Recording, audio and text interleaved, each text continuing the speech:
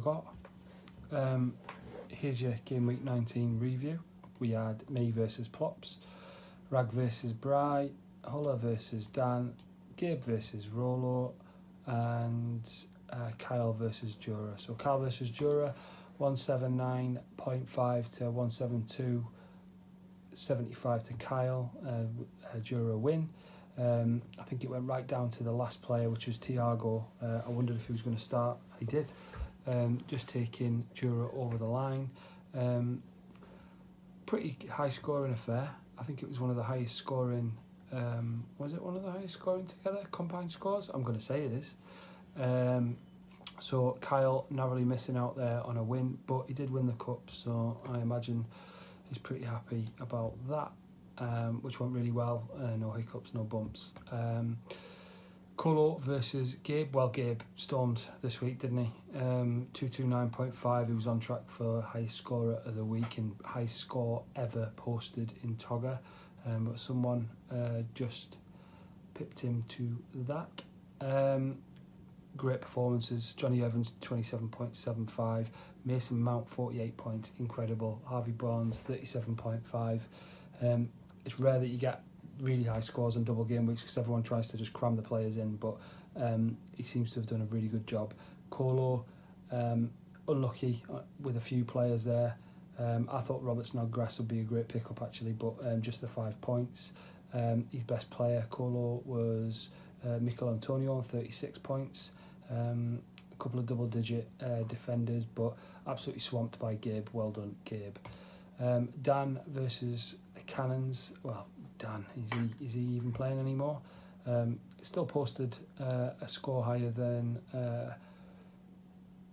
Rolo, just 139.5. He got 33 points for Kasper Schmeichel.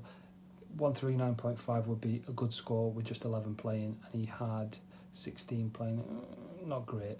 The Cannons, a pretty good score there, a 176.75. 41 from Ruben Diaz. 28 Harry Kane, 20 for Ollie Watkins. Pretty decent performance. Then we've got Bry versus Rag. Bry 190, good score against Rag 156. Again, it would be a really good score on a normal week with just 11 players. He actually played 19, so not only 3 players off, having all of his players play twice. So not a great score when you take that into account. Bry had 19 players playing as well and got 190. 40 for Matt Target, 22 for Bowen, 32.5 for James Maddison, coming good now. 18 from Neto. He's some player like Pedro Neto. I'd be interested in a trade for him. Looking at Rag, 23.5 for Declan Rice, which is surprisingly good.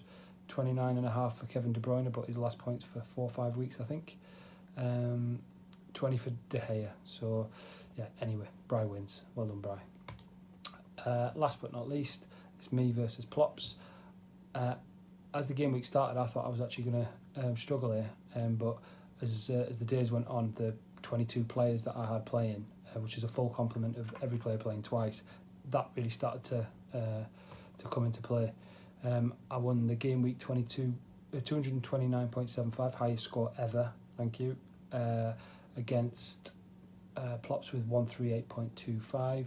Plops 18.5 from Aaron Cresswell, 43.5 from Pereira. Unbelievable. West Brom there. 13.5 from Fornals. 9.5 from Jamie Vardy, really poor. Mapai, 13.5. Che Adams only played the one game, 3.5, because he had his other one postponed. So he made a few poor player selections, but me storming it. 37 from Gundogan, who basically was just waiver fodder last year, but Colo's right in his video I've just watched. He's coming really good, pretty consistent. 17.5 for Lookman and Zambo. Callum Hudson-Odoi, I picked him up thinking he would at least get a goal over the game and a half I thought he'd get, but shit. Sadio Mane, 31 points, 19 from Robertson, 30 from Kafal, and 27.25 points from Martinez. So I scored really solidly through defence, midfield and attack. Pulisic still quite poor on 9.5. So yeah, there you go. Pretty happy with that. let's have a look at the league. So where does that leave us? That leaves us the Cannons, the bottom of the league, still on 15 points. Then you've got a 6-point gap to Rag on 21 points. Kyle 3 points ahead of him on 24. Then you've got Dan in 7th on 27 points. Again, another 3-point gap to Plops on 30 points. Then another 3-point gap to Jura. Now Jura is tied with Colo and myself. Myself now being in 3rd. And Bry. Bry's in 2nd on 33 points. And then you've got Gabe ahead on 36 points. So it's pretty tight from kind of 7th, 8th, 7th upwards.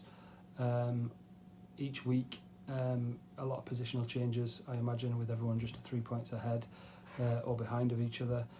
Points wise, you've got Bry who's far and away out there. Then you've got, not that far away actually from Gabe. So Gabe and Bry, then you've kind of got me, Colo, and then everyone else starts to drop away a little bit. So it should be interesting. It's certainly the most competitive league I think we've had so far. So yeah, there you go. Anyway, there's your review. Better get back to work. Bye.